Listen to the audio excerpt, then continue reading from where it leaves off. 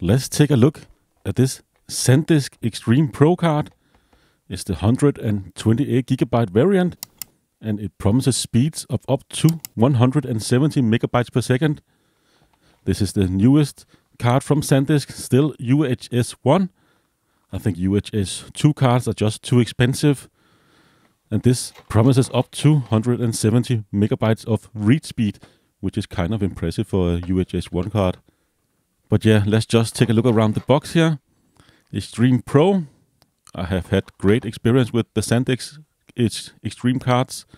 Never had one fail on me, knock on wood, and so on. But you can see here up to 170 megabytes of read speed and up to 90 megabytes of write speed, which is more than sufficient for most video codecs. And it supports video speed class of V30, which is enough for 4K recording. So yeah, let's just open this box and have a closer look at its content. And of course my camera starts to freak out here. I don't know what's going on. I'm trying out a new setup where I'm recording straight to the computer via an Elgato Camlink 4K. And you can see here it's started to flash and acting weird. But anyway, I hope you can get on with the video. But you get a 2-year license to rescue and recovery. And I'm just holding my thumb over the code for that specific license. But yeah, peel off this protective piece of plastic here, and you will find the SD card inside, like so. So this is the SD card. Looks like any ordinary SD card.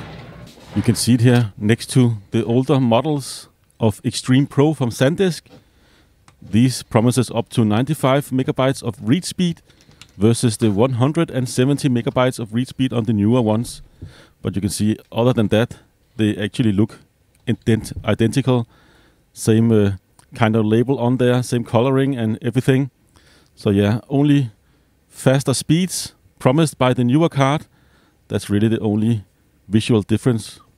Same exact thickness, looks identical on the back as well. So yeah, pretty much the same layout and same build material all the way around. But let's do some speed testing. I'm gonna use this SanDisk USB Type-C reader that can support speeds of up to 500 megabytes per second. I'm gonna test it on both my Mac and my Windows PC, both using USB Type-C Generation 2. So it should have enough bandwidth to be able to reach those 170 megabytes per second read. So yeah, anyways, let's just get into the actual testing now that we are done with the unboxing part of this video.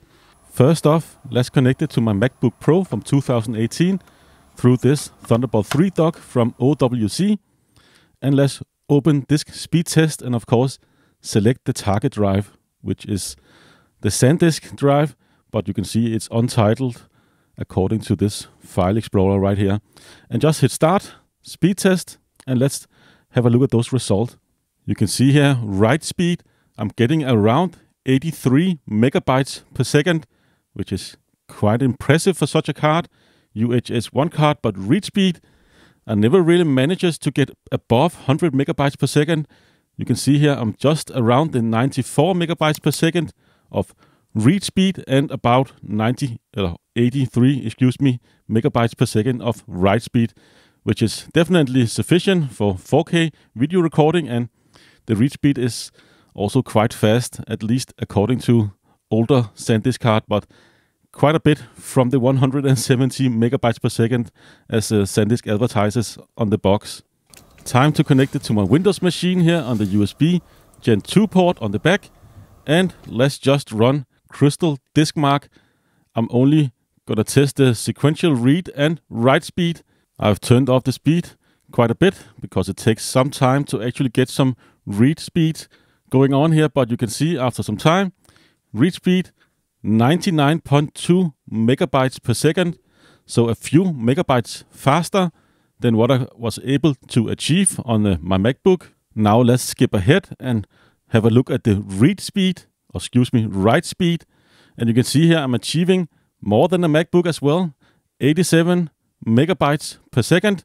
And remember, it is exactly the same reader And I've connected both to same type of USB port. So quite an impressive result. I'm not able to achieve the 170 megabytes per second.